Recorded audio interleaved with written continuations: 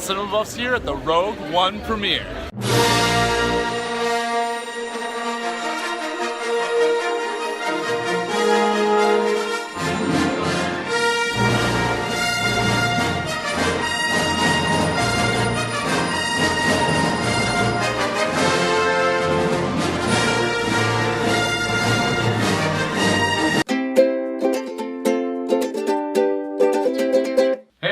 Cinema Buffs here, bringing you our Rogue One, a Star Wars story review. So this is a humongous movie, quite possibly the movie of the year. I don't really think it needs any type of introduction because everyone pretty much knows what this movie's all about. I would hope you already do. If not, watch the trailer. So let's just get started with this about talking about where this fits in the Star Wars universe. This is part of this anthology sort of. It's not really a prequel, it's not really a sequel, it's its own Star Wars story. So let's talk about that. Yeah. They basically took, 3 lines of the opening scroll of the original movie and made a movie out of it. Just, extrapolated that whole thing. And when they, when Disney bought the rights to Star Wars, they announced that these anthology movies would be coming out. I am excited. This was my number one anticipated movie of this year. Yeah. But I had a little bit of trepidation just because they said the big thing that's going to separate these and make it not feel like, just another Star Wars movie is the Jedi are pretty much completely removed. So I was walking in like, could I really care about a Star Wars movie that has no Jedi in it? I know. I mean, that's the thing that made me fall in love with these movies. The Jedi Knights, their whole culture, and just their philosophy. Yeah. So I gotta say, even though it didn't have any Jedi Knights, very entertained, and this did really feel like a Star Wars movie. Yeah, I agree with that. It did. It found a really almost perfect balance of feeling like a Star Wars movie, but sort of standing on its own feet as something a little bit different, I would say. Like, the music's a little bit different. That makes it, we're all familiar with the classic Star Wars themes, and they're trickled in but tweaked a little bit. I was pleased with this film. A little bit more. And although you say there's no Jedi, which is true, the Force is present. Yes, that's true. The Force is present. Yeah. And the thing that I really dug about this movie was, it's obvious that George Lucas made this as kind of like an allegory, a metaphor for World War II, the rebels being the Allies and the Empire being, Nazi Germany, Japan, the Axis powers, all that. Yeah.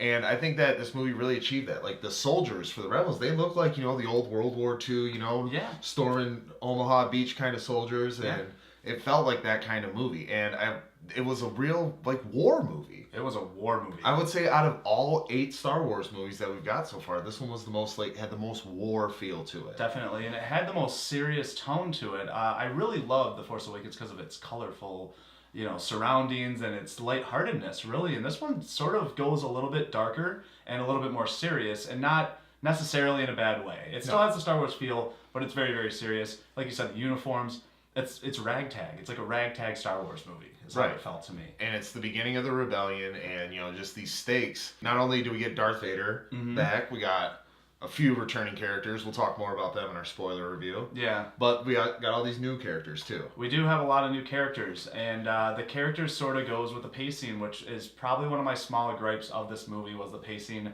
just wasn't as fast moving as I wanted it to be, like a Star Wars movie is, and the characters, I don't think, had the development that a lot of the characters normally do in Star Wars movies, but I think it's, again, because of the lack of comedy. This is it was so serious that, it's not that I dislike these characters. I rooted for them, I cared for them, but there also wasn't that much, Star Wars banter, No, there was comedy in this movie. There were a few jokes. They mainly come from the droid, K2SO, who was awesome. Yeah, and also Donnie Yen, the blind guy. He was awesome in this too. Those were the 2 main comic reliefs. Yeah, I think that they provided the best, definitely the best comic relief, and I think they were the more memorable side characters.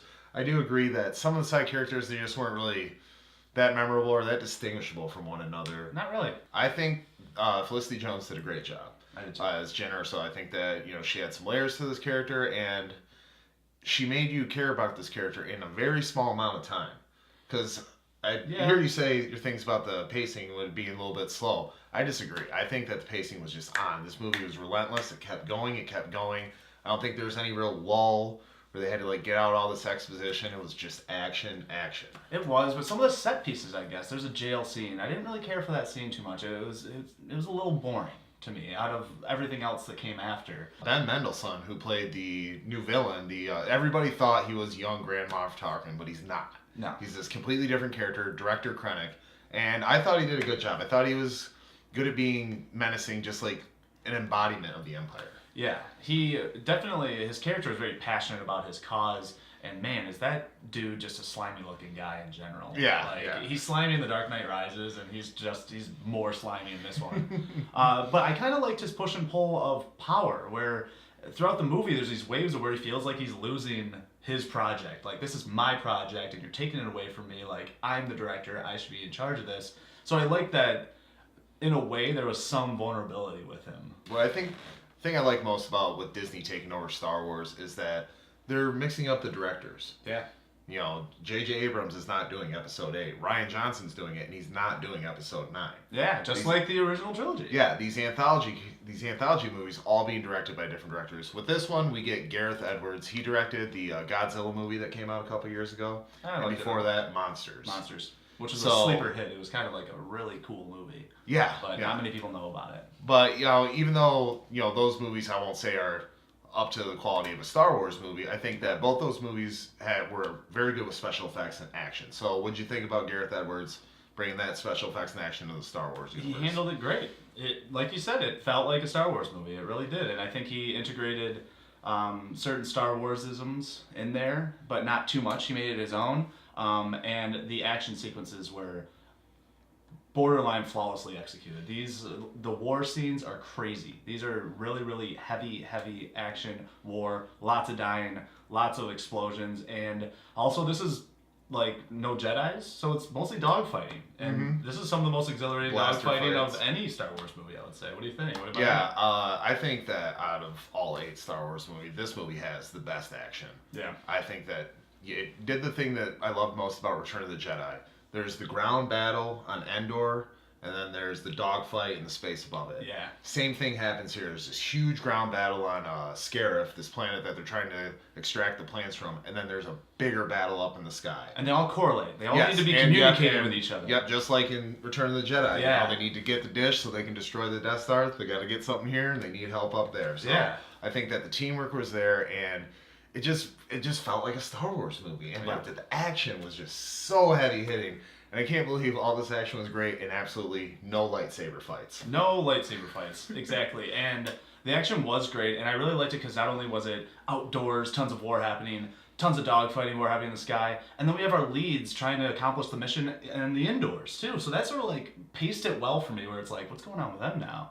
And then it goes back to the action, and then it goes to more suspense-oriented action, where it's like cliffhangers and things like that. So yeah, when it comes to the action, I have zero complaints. Yeah, and I think that just like with the Godzilla movie, Gareth Edwards did a really good job of establishing scale. Like, of course, you see them in the original when they go up to the Death Star, and it's like, oh, it's supposed to be the size of a moon or a planet, but it's a space station. Yeah. It's like, you know how big a fighter is compared to a Star Destroyer. Right. And then you get to see how small, just tiny a Star Destroyer is compared to the Death Star. And that was something that I was a little worried about, too, because in Force Awakens, we get, like, a very similar Death Star-esque weapon, but it's even bigger than the Death Star. So this one I was like, man, it's already been dwarfed kind of, with the Death Star seem intimidating, and it is. It's super intimidating in this movie. Yeah, and like at the end, there's a shot of it in the trailer where it's like rising up to the planet, and kind of like almost like it's not coming out of the clouds because it's obviously not in the planet, but it looks like it is, and it's just like that also helped establish just how huge this massive weapon was. Buffs. All right, so we talked about the movie about as much as we can without going into spoilers. We will have a spoiler review for you, so after you go see the movie, come back and check that one out. But first, let's go ahead and score it. Put a number on this one. All right, so I enjoyed my time. This was a good movie. I do have a few pacing issues and even a little bit of character, but those are very far and few between. I think this director made this movie his own without trying to copy anything else. So I'm going to go 8 out of 10. Oh, nice. Yeah. I agree. I think that, yes, there are some small issues to this movie, but overall, it's a great time. It's a Star Wars movie. It has the right feel. It's distinguishable from the whole saga. It's not an episode of Star Wars. It's a small story, but it's loaded with action. It's loaded with fun, so I'm just going to go a little bit higher. I'm going to go 8.5 out of 10. Very nice. buffs. Alright, so that's it for our spoiler-free review of Rogue One. What'd you guys think? Why don't you go ahead and leave your comments down below? And if you like what you see, why don't you go ahead and become a cinema buff by subscribing today. That's right. And speaking of subscribers, we have another contest to announce right now. So the winner of the $25 Amazon gift card helping you out in the holiday season is Jamie Bryan. So Jamie Bryan will be getting you that gift card as soon as possible. Thank you again for subscribing and all the support. So yeah, I guess that's it. We'll get into the spoiler stuff. So remember, there's no place like the theater. Hey there, Nate from Cinema Buffs. Did you like that video you just watched? Well, right here we have a couple videos we think you'll love. Also, if you click this icon right here, you can subscribe and become a Cinema Buff. You can catch all of our videos as they're released. So thanks again for watching. And remember, there's no place like the theater.